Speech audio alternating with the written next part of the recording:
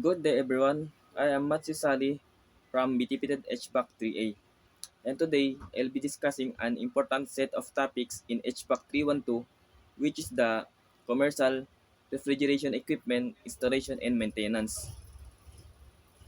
This video covers topic 1 to 9, which include commercial refrigeration and air conditioning equipment, their applications, installations and components, air conditioning installation and components, maintenance and servicing, air conditioning, maintenance and servicing, components problem and remedies, walk-in refrigerators, and reach-in refrigerators. The first topic is commercial refrigeration and air conditioning equipment. The commercial refrigeration and air conditioning systems are designed to control temperature, humidity, and air quality for comfort, safety, and product preservation. In refrigeration, the goal is to remove heat from a space or substance to lower its temperature, like for example in cold storage rooms, supermarkets, and food production. In air conditioning, the system cools and dehumidifies air to maintain indoor comfort in office, malls, and buildings. Common refrigeration equipment includes walk-in, reach-in refrigerators, display cases, blast chillers and freezers, ice machines, and beverages dispensers. Common air conditioning system include split type air conditioners, packaged rooftop units, centralized HVAC system. Both types shares a similar refrigeration cycle involving compression, condensation, expansion, and evaporation of refrigerant to transfer heat from one area to another. And let's proceed to second topic, which is the commercial refrigeration and air conditioning applications. These systems are widely used in different industries. Let's look at some examples. Food industry. Refrigerators and freezers keep meat, seafood, dairy, and vegetables fresh, preventing spoilage. Retail and supermarkets. Display cases maintain proper temperatures for products while allowing visibility for customers. Healthcare. Hospitals use medical grade refrigerators for vaccines, blood, and medicines that must stay with strict temperature ranges. Hospitality. Hotels and restaurants rely on under-counter refrigerators, chillers, and beverage dispenser for daily operations. Office and commercial buildings. Air conditioning systems provide thermal comfort and good air quality. Without proper refrigeration and air conditioning, many industries could not operate safely or efficiently. And let's proceed to commercial refrigeration, installation, and components. Installation of refrigeration systems requires knowledge of both mechanical and electrical principles. The main components of a refrigeration system include the compressor, the heart of the system that pumps refrigerant gas through the cycle and maintains pressure difference. Condenser coil, where hot refrigerant gas releases heat and condenses it into a liquid, usually located outside the cold space.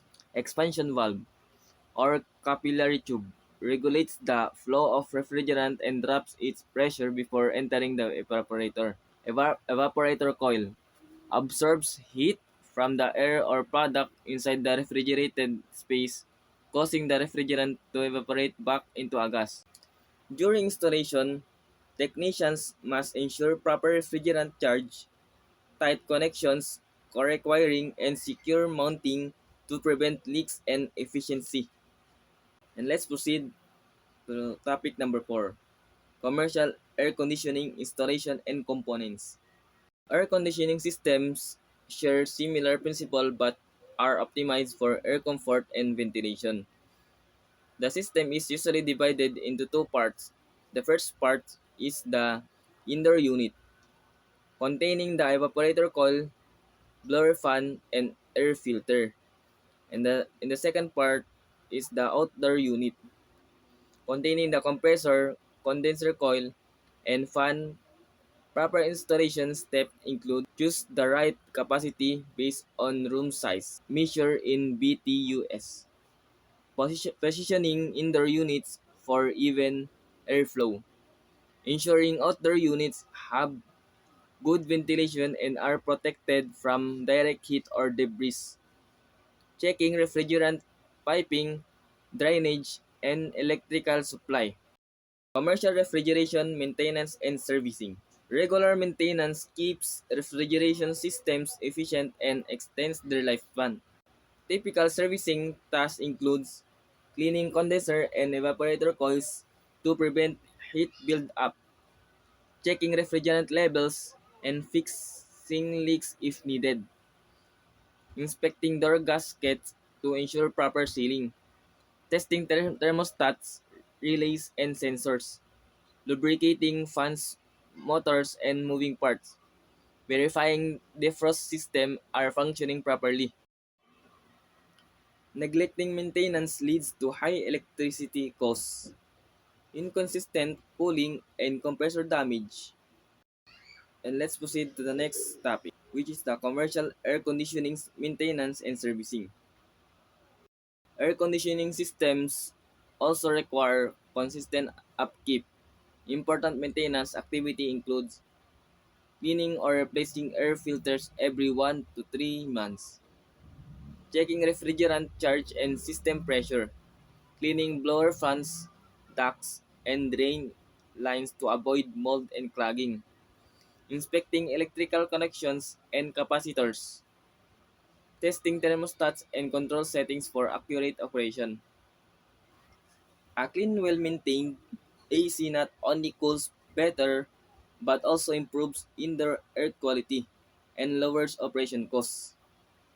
Commercial refrigeration and air conditioning problems and remedies.